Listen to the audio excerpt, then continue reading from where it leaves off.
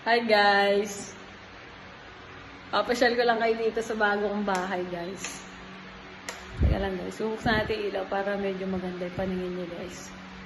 Ito siya guys. Yan. Hindi pala nababaliktad yung camera nito.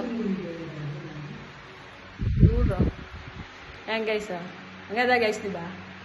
Yan ko lalagay yung Fortuner ko guys. Tsaka yung BYD ko pang isa. Sakita mo ito guys. Yan yung papanik doon sa kwarto ni ma'am.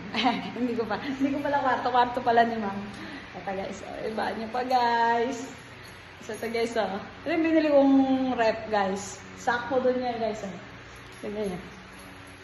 Sakto yan guys. Wait lang guys. Bubuksan natin ilaw para makita nyo guys yung gaano kaganda yung bahay guys. Ayun guys oh. Ah. Anong tawag dito sa ilaw na ganito? May tawag dyan eh. Tingnan mo. Tingnan mo guys.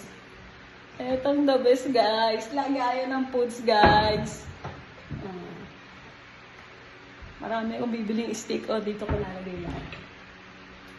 Ito nyo guys. Ayan yun naman yung lababo guys. O kahit ayaw mo maghugas ng kamay guys, mapapahugas ka talaga guys. Paano? Yun lang guys. Hindi ko alam gamitin guys. Guys. Napakaganda guys ng bahay na to guys. Nakikita nyo guys? Dito. Dito sakto yung rep na binili ko. Eto. Kwarto yan guys. Hindi ko kwarto to guys. Kwarto to ng mga utusan ko guys. Ng mga magiging bata ko guys. Nakita mo guys. Etong malala, magugulat kayo guys.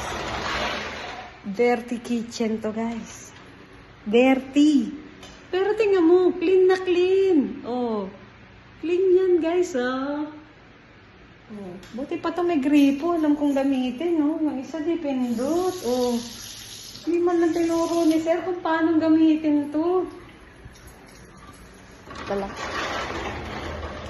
Pakita ko sa inyo guys Nakakita mo? LG. Napakamahal niyan.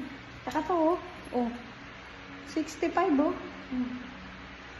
Mahal siguro nito. Ang ganda talaga niya. Diba guys? Napakaganda Mura lang naman to guys. Bili ko dito. Hindi na-apektuhan yung ipon ko. Tama? Napakaganda talaga niya. Sobrang ganda nito guys. Yung lababo lang problema ko guys. Magpapaturo pa ako paano gamitin siya. Bye!